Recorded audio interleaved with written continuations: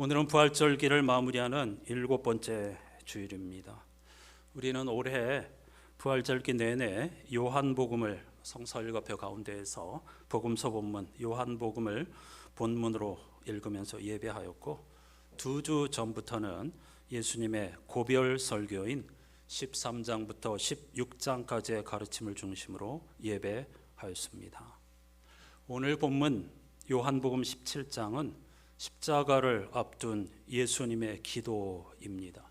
다른 복음서에 이른바 겟세마네 동산, 기름 짜는 마을이라는 뜻이죠. 그곳에서 땀방울이 핏방울이 되기까지 간절하게 할 수 있다면 이 잔을 옮겨달라고 하였던 예수님의 기도와는 전혀 다른 차원의 기도입니다. 그래서 요한복음을 독수리 복음, 영적 복음이라고 부릅니다. 요한복음 17장은 이른바 대제사장으로서 예수 그리스도의 기도라고 불리웁니다. 따라서 이 기도는 자신과의 이별과 자신이 이제 곧 죽게 된다는 사실을 제자들에게 자세하게 반복적으로 알린 다음에 세상에 남게 될 그들을 위해 하나님께 드린 간구입니다. 지난주에도 말씀드렸지만은 제자들은 예수님이 떠나신다는 소식에 그 의미를 제대로 알지도 못하고 당황하고 불안하여 어찌할 바를 몰랐습니다.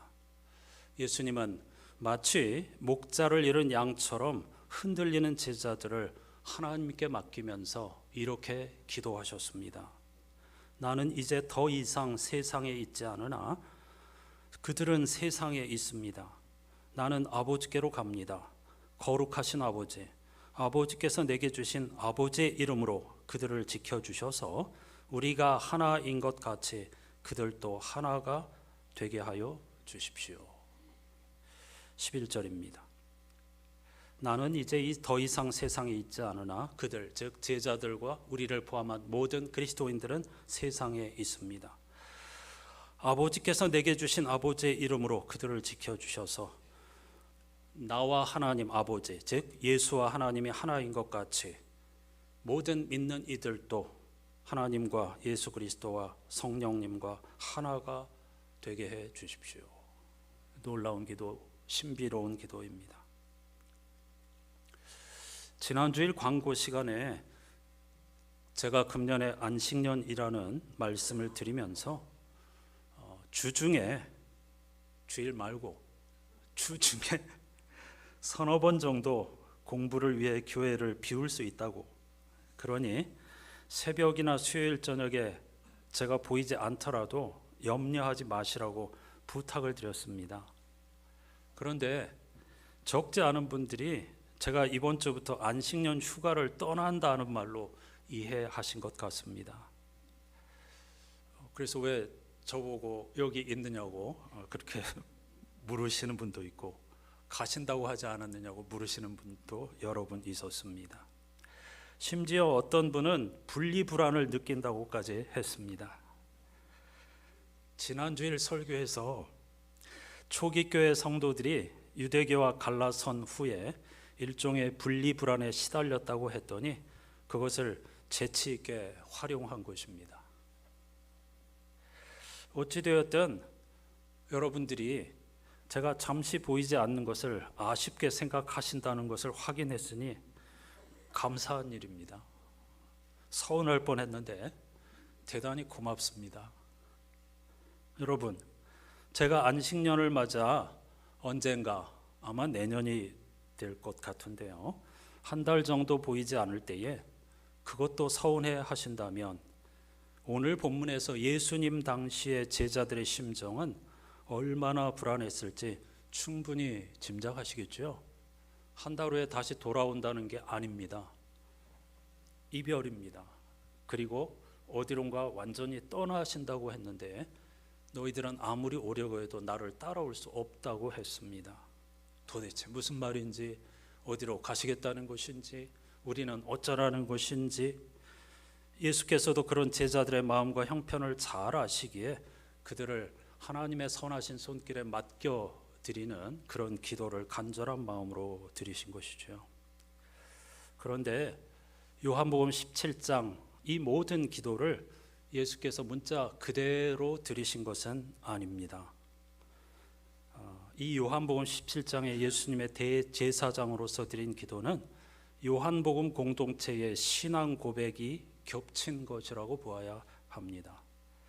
왜냐하면 요한복음은 예수님의 공생애가 끝나고, 그러니까 십자가와 부활 이후에 최소한 두 세대 약 60년가량이 흐른 뒤에 기록된 책입니다. 이미 그때 예수님의 직계 제자, 이른바 12제자들은 모두 죽었고 그 제자들의 제자들, 그리고 그 제자들의 제자의 제자들이 교회를 끌어가고 있었습니다. 그러니까 이 기도가 당시에 뭐 놓은 기도 없었고 그런데 그대로 한 것이 아니죠.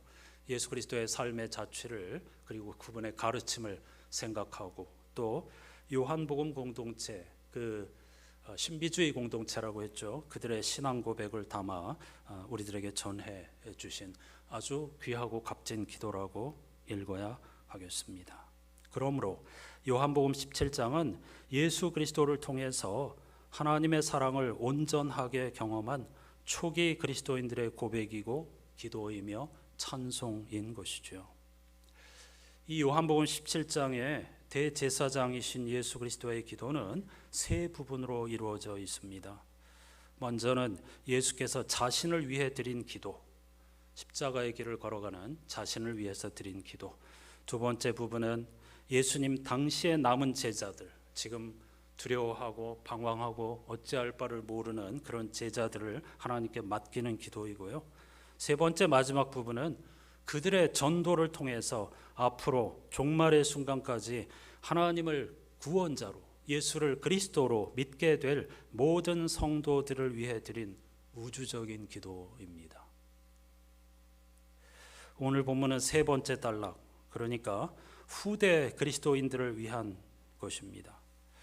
예수님의 기도가 지금 오늘 함께 예배하는 저와 여러분을 위한 것이기도 하다는 뜻이죠. 여기에 우리의 희망이 있습니다. 지난 그리스도교 역사에서 수많은 그리스도인들이 바로 이 요한복음 17장에서 기독교 신앙의 깊이와 신비와 진수를 맛보았습니다. 오늘 이 놀라운 기도, 우주적인 기도를 다 다룰 수 없지만 그 중에 아주 일부분만 깊이 생각해 보죠. 먼저 본문을 성서 언어를 깊이 공부한 송민원 목사님의 번역으로 읽어보겠습니다. 주보에 오늘은 실려 있고 화면으로는 제가 어제 늦게 도착했기 때문에 미처 부탁을 드리지 못했습니다. 5월과 6월 주보 체계집에 이 송민원 목사님의 책을 소개하고 있는데요. 지난 금요일 욥기를 주제로 한 세미나, 물론 송민원 목사님이 혼자 강사가 아니었습니다. 여러 학자들이 토론 형식으로, 논쟁 형식으로 욥기를 가지고 세미나를 했는데 거기에 제가 참석하여 공부하고 지난주일 말씀드린 것처럼 직접 대화하고 어떤 분이신가 이걸 확인한 다음에 10월 우리 교회 11번째 말씀잔치 강사로 송민원 목사님을 초청하였습니다. 당연히 기쁜 마음으로 오시겠다고 했죠. 기대하셔도 좋습니다. 왜냐하면 학자이면 목회자이지만은 학자의 언어로 글을 쓰는 분이 아니고요, 목회자의 심정으로, 비유하자면 메시지 성서와 같은 방법으로 성서를 풀이하는 그런 분이라서 아마 우리들에게 큰 하나님의 말씀에 대하여서 깨달음, 그리고 얼마나 이 말씀이 아름답고 소중한 것인가를 깨닫게 해 주실 줄로 믿습니다. 기대하고 기대하시기를 바라고요. 이제 읽어보겠습니다. 귀로만 들으셔도 되고요, 글씨가 좀 작지만 주보를 보셔도 좋겠습니다. 17장의 기도 가운데서 몇 부분을 발췌한 것입니다.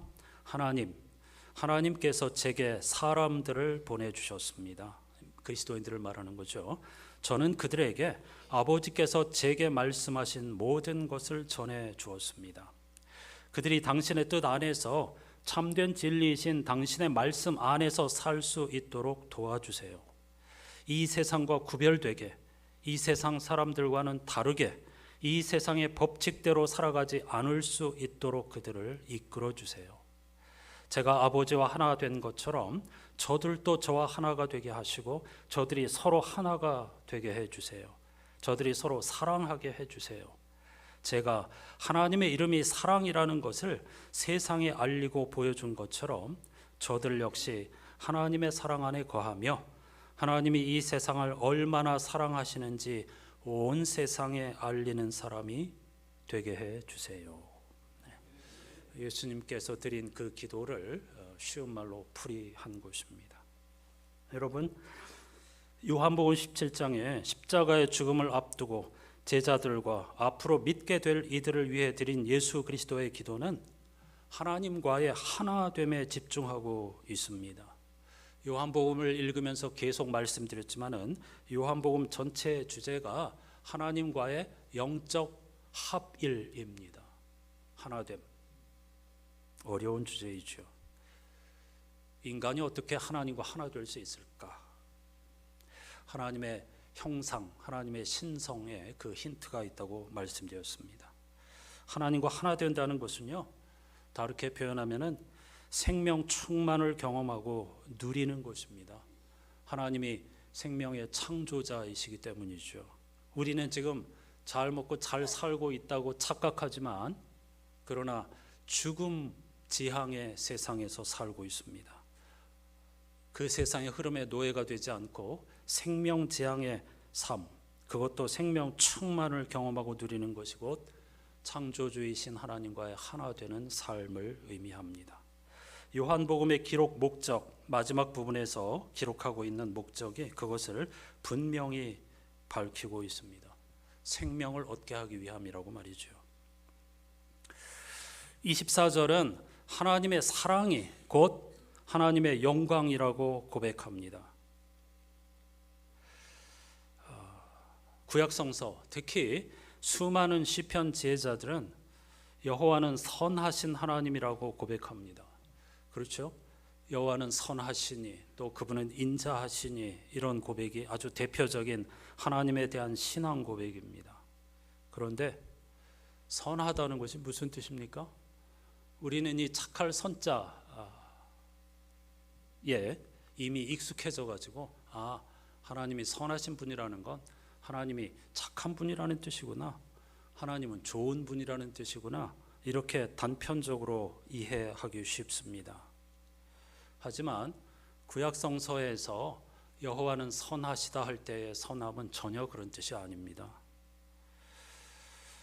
유대인들이 구약성서에서 하나님이 선하시다라고 고백할 때의 그 선함은 신상필벌을 정확하게 내리시는 분이라는 뜻입니다. 그게 그들이 이해하는 선함입니다.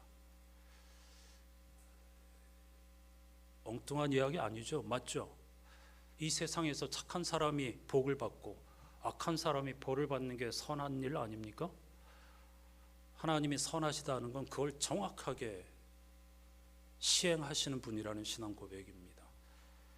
유대인들이 수많은 고난 가운데서도 희망을 붙잡고 살아갈 수 있었던 이유가 바로 그런 하나님 이해 때문이었습니다. 우리를 멸시하고 억압하는 저 악한 사람들, 하나님을 무시하는 저들에게 반드시 하나님이 벌을 내리신다. 이런 고난 가운데서도 하나님만을 붙잡는 사람들에게 반드시 하나님이 상을 주신다, 보응해 주신다.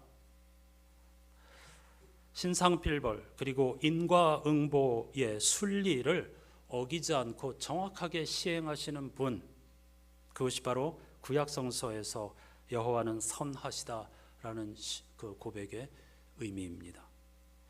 우리가 생각하는 것과 굉장히 다르죠. 이게 매우 중요한 차이가 있는데요. 이 구약성서에서 그들이 말하는 하나님의 사랑은 사랑을 받을 만한 자격이 있는 사람들에게만 해당하는 겁니다. 이들의 여호와는 선하시다 하는 그 신앙 고백에서요, 그걸 풀어낸다고 하면 하나님의 사랑은 자격이 있는 사람에게만, 거칠게 말하면 율법을 잘 지키는 사람들에게만 하나님의 사랑이 임한다, 그런 뜻입니다. 실제로 그들은 그렇게 믿었고 지금도 유대인들은 그렇게 믿고 율법 중심의 삶을 살아가고 있습니다. 따라서 구약 성서에서 말하는 하나님의 사랑과 요한복음 17장에 예수께서 가르치신 하나님의 사랑은 질적으로 다른 것입니다.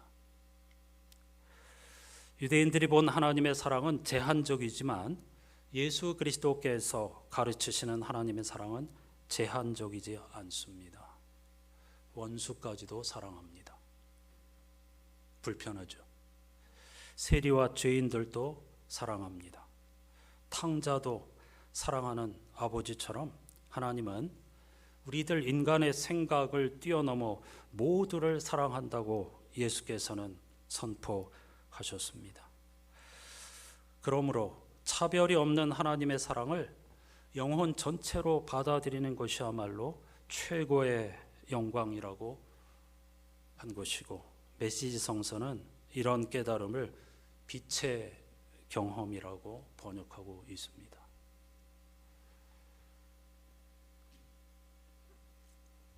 여기서 빛은 자연을 통해 경험하는 빛이 아닙니다.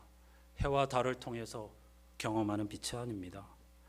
이번 주 성시 시편 97편에 아주 멋진 표현이 있습니다. 시이니까 그렇지만은 하나님께서 의인과 정직한 자를 위하여 빛과 기쁨을 뿌리신답니다. 아름다운 표현이죠. 직역하면 빛은 의인에게 뿌려지며 기쁨은 마음이 바른 자들에게 뿌려진다, 이렇게 읽을 수 있습니다. 여기서 의인과 정직한 자는 동의적 평행법입니다. 하나님만을 바라는 자, 하나님께만 피하는 자, 무슨 일이 있어도 하나님께만 의지하고 하나님을 신뢰하는 자를 지혜문학에서는 의로운 자라고 하고 정직한 자라고 표현하고 있습니다. 흠없는 자들이 아닙니다. 그렇게 하나님만을 바라는 자들에게 하나님은 빛을 뿌리시고 기쁨을 뿌려주신다는 겁니다. 여기서 한 가지 질문이 생깁니다. 그럼 의인과 정직한 자에게 빛과 기쁨을 뿌리신다는 시편 97편 11절 말씀은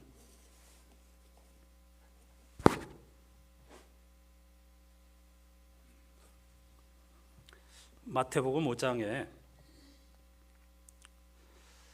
햇빛이 선한 사람과 악한 사람에게 골고루 비춘다고 하는 하나님은 선인과 악인에게 모두 햇빛과 비를 내려주신다는 그런 말씀과 충돌하는 것 아닌가?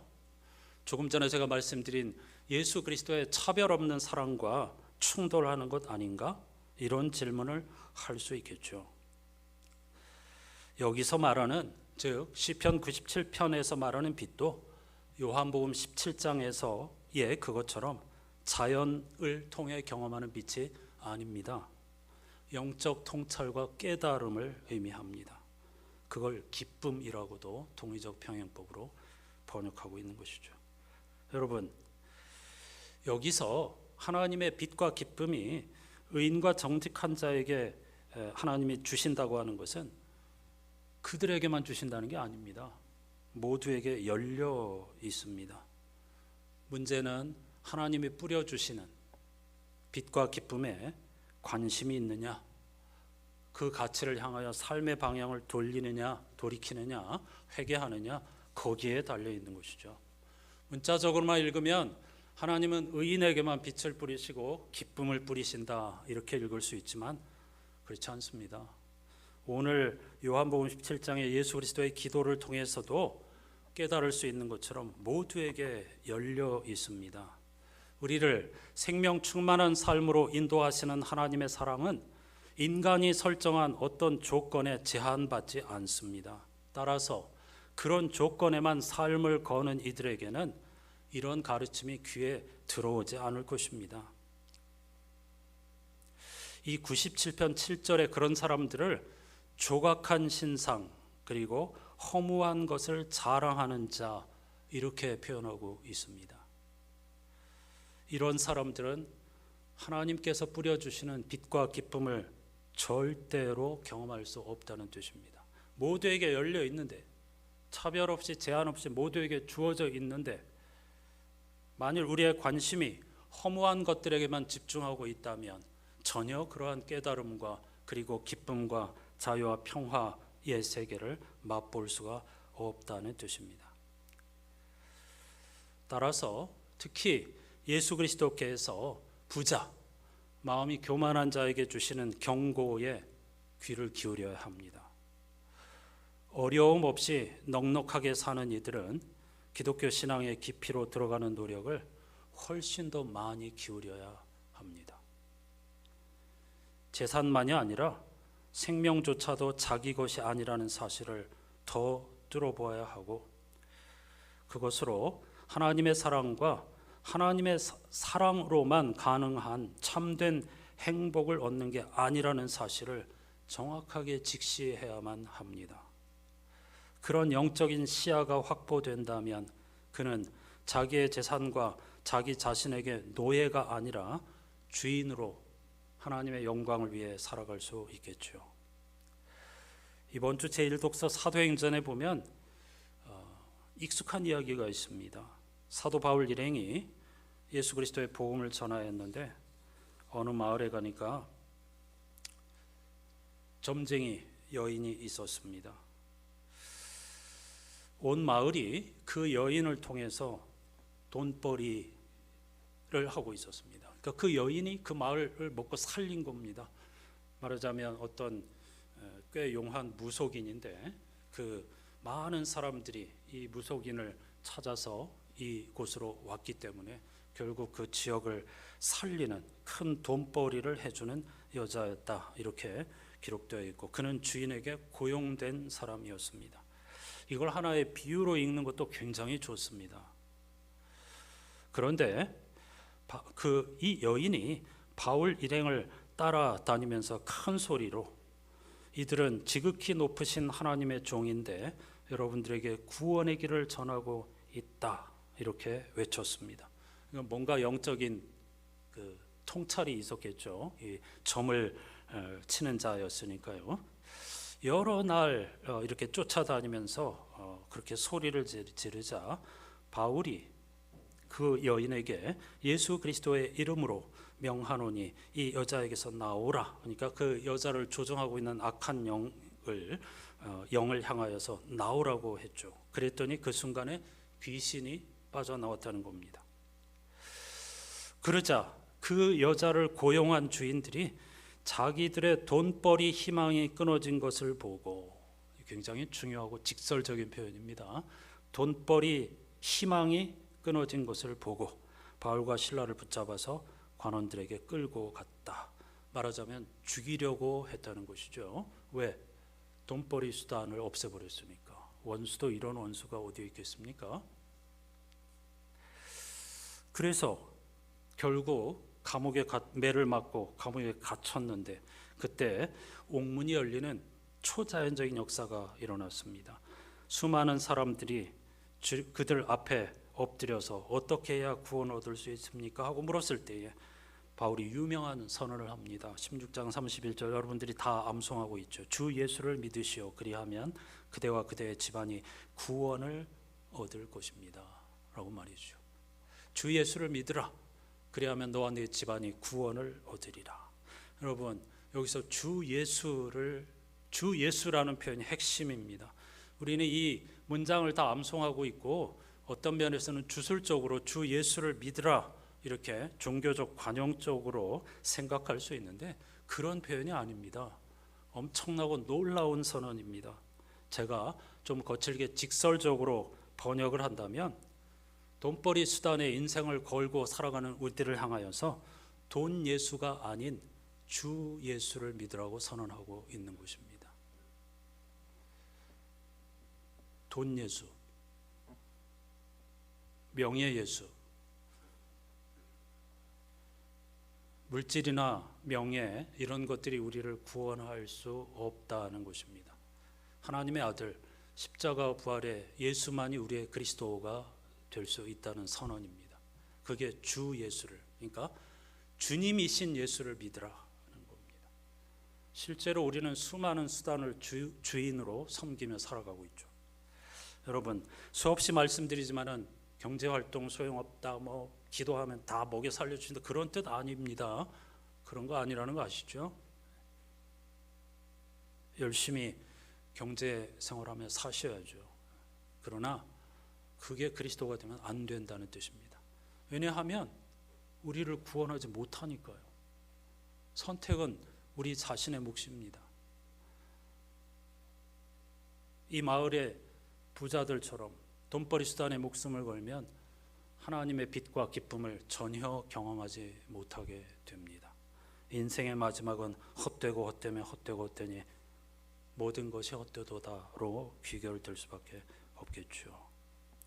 오늘 찬송가 부른 것처럼 이 세상의 빛은 오직 주 예수 그리스도, 이 세상의 구원자는 오직 하나님의 아들 예수 그리스도밖에 없습니다. 제2독서 요한계시록 본문은 하나님께서 우리를 초청하시는데 복음을 듣는 사람들을 오라고 초청하시면서 목마른 사람도 오십시오, 생명의 물을 원하는 사람은 거저 받으십시오, 이렇게 노래하고 있습니다. 이거 참 재밌고 역설적인 표현입니다. 다 열려 있다는 뜻입니다. 근데 목마르지 않으면 안 오죠. 배고프지 않으면 거들떠보지도 않죠. 여기에 정말 목마름과 기근을 해결하는 진리가 있다는 사실을 알면 삶의 방향을 돌이키겠죠.